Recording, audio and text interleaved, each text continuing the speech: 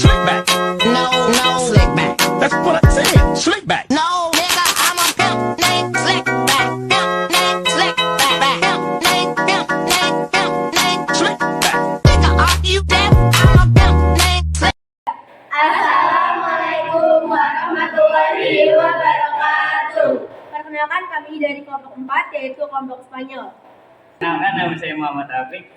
Nama saya Artika, saya Sinta, saya Alicia Maida, saya Mensika, saya Melda, saya Dina. Saya Hendra. Bentuk penelitian sejarah. Penelitian sejarah adalah penelitian yang dilakukan para sejarawan untuk mengungkapkan kehidupan manusia di masa lalu. Penelitian sejarah dilakukan secara sistematis dengan menggunakan metode sejarah. Pada intinya, sejarah merupakan suatu cabang ilmu pengetahuan yang mempelajari peristiwa di masa lalu. Penulisan sejarah tidak hanya sekedar menceritakan masa lalu saja. Ada beberapa hal yang perlu dipahami. Proses penulisan sejarah melibatkan berbagai macam kegiatan. Misalnya, mencari sumber sejarah dari satu tempat ke tempat lain. Jadi, dapat dikatakan dalam melaksanakan proses penulisan sejarah, kalian dapat belajar sambil berpetualang. Sumber, bukti, dan fakta sejarah. Eksistensi manusia pada masa lalu dapat diketahui melalui berbagai peninggalannya. Peninggalan peradaban masa lalu dapat berupa manuskrip kuno, bangunan, maupun benda-benda bernilai historis. Titik fakta tersebut mengingatkan kita pada sebuah pepatah. Gajah mati meninggalkan gading, harimau mati meninggalkan belalang. Jejak peninggalan inilah yang kemudian dijadikan bahan rekonstruksi peristiwa pada masa lalu. 1. Sumber sejarah. Sumber sejarah adalah kumpulan hasil kebudayaan, baik bersifat fisik ataupun artefak, lisan maupun audiovisual untuk membutuhkan suatu peristiwa sejarah. Sumber sejarah dapat dibedakan menjadi dua, berdasarkan bentuk dan sifatnya. A. Sumber sejarah berdasarkan bentuknya dibagi menjadi 3. Yang pertama, sumber tertulis. Sumber tertulis sangat berguna dalam penelitian sejarah karena dapat memberikan informasi secara tertulis mengenai aspek-aspek yang akan dikaji. Yang kedua, sumber lisan. Sumber lisan adalah sumber yang diperoleh melalui wawancara atau penuturan lisan dari pelaku dan saksi sejarah atau orang-orang yang pernah hidup pada masa yang sedang diteliti. Yang ketiga, sumber audiovisual. Sumber audiovisual adalah sumber sejarah yang berbentuk rekaman bergambar, mengikuti perkembangan teknologi, dan sumber audiovisual secara fisik dapat berbentuk audio, video, DVD, bahkan dalam bentuk digital multimedia. B.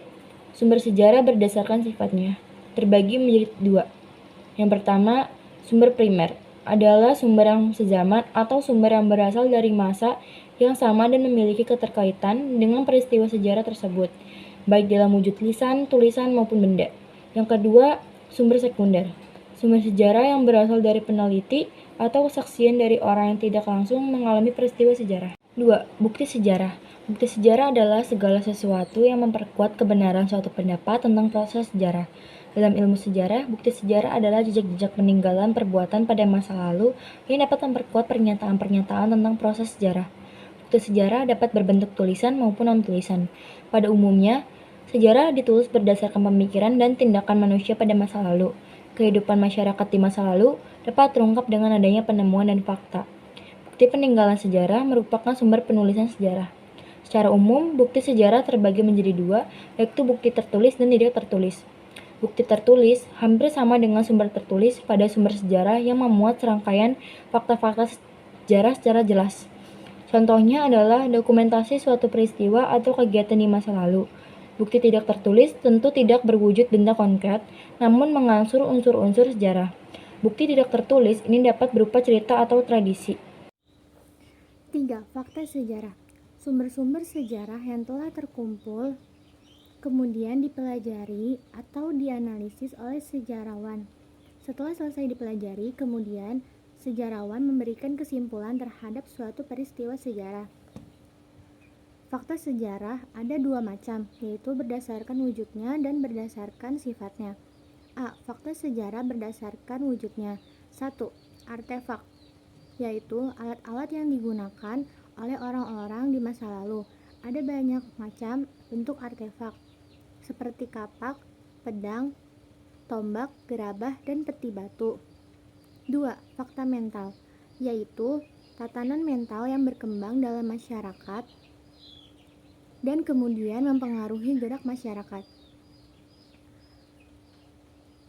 yang berpengaruh terhadap batin, rohani, watak manusia, yang meliputi ide atau gagasan, konsep, opini, semangat, inspirasi, paham, dan ideologi pada suatu zaman. 3. Fakta sosial, yaitu perkembangan kondisi sosial masyarakat pada suatu zaman yang meliputi struktur sosial, lembaga sosial, golongan sosial, mobilitas sosial, dan semua hal yang berkaitan dengan sosial masyarakat. B. Fakta sejarah berdasarkan sifatnya. 1. Fakta keras, yaitu fakta yang sudah pasti dan tidak dapat diperdebatkan lagi sebenarnya. 2. Fakta lunak, yaitu fakta yang masih belum jelas kebenarannya. Fakta lunak ini masih menimbulkan banyak perdebatan karena belum ditemukannya kesimpulan yang pasti. Tahapan penelitian sejarah. Penelitian sejarah adalah sebuah penelitian yang membahas tentang masa lalu. Penelitian sejarah erat kaitannya dengan sebab dan akibat. Tujuan dari penelitian sejarah adalah untuk memahami dan memecahkan kebenaran peristiwa di masa lalu, baik itu penyebab, pengaruh, dan akibat yang ditimbulkan dari suatu peristiwa. Penelitian sejarah memiliki beberapa tahapan. Terdapat 5 tahapan yang harus dilakukan oleh sejarawan untuk melakukan penelitian sejarah, yaitu pemilihan topik, pengumpulan sumber, kritik sumber, interpretasi, dan historiografi. 1. Pemilihan topik. Seorang peneliti harus menentukan topik terlebih dahulu sebelum melakukan penelitian. Hal ini dilakukan untuk mempermudah peneliti dalam mencari sumbernya nanti. Objek yang menjadi bahan kajian harus dibatasi berdasarkan aspek-aspek tertentu, misalnya perspektif, lokasi, waktu. Sebuah kajian penelitian sejarah dapat dikatakan menarik jika belum pernah diteliti sebelumnya. Seorang peneliti harus memiliki 2 landasan, yaitu kedekatan emosional dan kedekatan intelektual. A. Kedekatan emosional. Kedekatan emosional menjadi bekal utama dan sangat dibutuhkan untuk memudahkan peneliti mengkaji sebuah objek kajian. Semakin kuat rasa emosional yang dimiliki peneliti akan berpengaruh kepada hasil yang semakin subjektif. B. Kedekatan intelektual. Seorang peneliti harus menguasai dengan baik topik apa yang akan diteliti dengan mencari tahu lebih dalam mengenai topik yang hendak diteliti tersebut. Kedekatan intelektual atau pengetahuan artinya secara keilmuan, objek yang hendak diteliti atau dikaji lincah dengan latar belakang akademik yang dimiliki oleh peneliti. Tindakan yang dapat dilakukan oleh seorang peneliti atau sejarawan dalam menentukan topik adalah dengan cara membaca. 2. Heuristik atau pengumpulan sumber. Heuristik berasal dari bahasa Yunani beristein yang berarti menemukan atau memperoleh. Heuristik adalah tahapan pengumpulan data. Tahap ini dilakukan setelah peneliti menentukan topik penelitian. Heuristik adalah langkah awal dalam penelitian sejarah. Peneliti mengumpulkan sumber-sumber sejarah yang memiliki keterkaitan dengan topik atau tema yang diteliti. Sejarah dibedakan menjadi tulisan, lisan, dan benda. Sumber sejarah yang tidak langsung pada saat peristiwa disebut sumber sekunder. 3. Kritik sumber atau verifikasi. Setelah proses heuristik, seorang peneliti akan memasuki tahap kritik sumber atau disebut dengan verifikasi. Proses ini dilakukan untuk membuktikan sumber sejarah yang bersangkutan adalah asli dan menguji kredibilitas sumber sejarah. Kritik atau verifikasi merupakan tahapan selanjutnya setelah mendapatkan sumber-sumber sejarah. Tujuan kritik tersebut adalah untuk mendapatkan kredibilitas dan otentisitas sumber.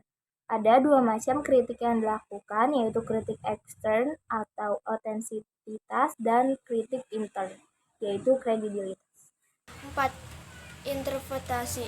Tahapan ini merupakan tahapan ketika sumber-sumber yang terkumpul telah diseleksi. Dalam tahapan kritik, interpretasi merupakan penafsiran dari makna dari fakta-fakta dan hubungan antara satu fakta dengan fakta lainnya. Penelitian harus memiliki kemampuan membaca dan menafsirkan data serta bahasa yang digunakan dalam sumber sejarah yang ditemukan. Khususnya, sumber tertulis. Interpretasi dapat dilakukan dalam 2 tahap, yaitu analisis dan sintetis. Proses analisis ditempuh untuk memperoleh penjelasan dari sumber sejarah yang tidak secara implisit menjelaskan suatu kejadian atau peristiwa. Sintesis. Setelah dilakukan proses analisis, proses berikutnya adalah melakukan sintesis, yaitu menyatukan analisis dari sumber sejarah. 5. Historiografi. Tahapan terakhir dalam penelitian sejarah adalah historiografi, yaitu tahapan penulisan sejarah. Pada tahapan ini, fakta ya sejarah dapat dirangkai menjadi satu sehingga menjadi sebuah cerita sejarah. Penelitian sejarah atau sejarawan saat menulis hasil penelitiannya harus sadar bahwa tulisan tersebut bukannya hanya sekadar untuk kepentingan dirinya sendiri. Hasil penelitian tersebut akan dibaca oleh khalayak umum. Membacakan pendekatan penelitian dan ilmu bantu sejarah. Sejarah adalah ilmu yang mempelajari masa lalu guna mendapatkan hasil yang akurat dan terpercaya. Penelitian sejarah menggunakan 2 macam pendekatan, yaitu pendekatan sinkronis dan pendekatan diakronis. 1. Pendekatan penelitian. Pendekatan dalam setiap penelitian bermacam-macam, tetapi sejarah tidak memiliki pendekatan sendiri, yaitu pendekatan sinkronis dan diakronis. Pendekatan sinkronis adalah pendekatan yang meluas dalam ruang, namun menyempit dalam waktu. Sedangkan pendekatan diakronis adalah pendekatan yang memanjang dalam waktu dan menyempit dalam ruang. 2. Ilmu bantu sejarah. Ilmu bantu sejarah adalah cabang ilmu yang dapat digunakan sejarawan dalam melakukan penelitian maupun rekonstruksi peristiwa sejarah. Sejarah adalah peristiwa masa lalu yang melibatkan manusia atau tentang manusia itu sendiri. Fungsi dan kegunaan ilmu bantu sejarah adalah sebagai berikut. A. Sebagai alat bantu untuk mengungkap suatu fakta dari sumber sejarah. B. Sebagai alat untuk mengurai sekaligus mengkritisi sumber dan fakta yang dikumpulkan oleh peneliti. C. Sebagai kontrol agar proses yang dilakukan peneliti sejarah tetap mengikuti standar metode ilmiah, agar peneliti tidak terjebak ke dalam fiksi dan mitos. Sekian. Historiografi di Indonesia. Penulis sejarah di Indonesia sudah dimulai sejak masyarakat mengenal tulisan. Hal tersebut dapat dilihat dalam prasasti yang terbesar di seluruh Indonesia. Setelah itu, penulisan sejarah terus mengalami perkembangan. Secara umum, historiografi Indonesia dapat dibedakan menjadi 3 jenis menurut babakan waktu, yaitu historiografi nasional, historiografi kolonial, dan historiografi modern. Tradisional. Historiografi tradisional adalah penulisan sejarah yang dimulai sejak masa Hindu-Buddha sampai Islam. Diperkirakan sekitar abad ke-5 sampai ke-16. Penulisan sejarah tradisional ini memiliki tujuan untuk merekam peristiwa-peristiwa pada masa kerajaan atau masa Hindu-Buddha sampai Islam. Ada beberapa ciri khas dari historiografi tradisional, yaitu sebagai berikut. A. Istana sentris. Artinya, fokus penulisan sejarah tradisional lebih kepada para raja dan keluarganya serta para bangsawan. B. Religio magis. Penulisan sejarah tradisional selalu dikaitkan dengan hal-hal magis dan juga gaib. C. Regiosentris. Bersifat kedaerahan yang tentunya sering dikaitkan dengan mitos daerah setempat. D. Feodalistis aristokratis, yang membahas masalah kebangsawanan dan bukan masalah rakyat. E. Adanya legitimasi raja, sehingga dalam historiografi tradisional ini, raja selalu diagung-agungkan. Yang kedua adalah historiografi kolonial.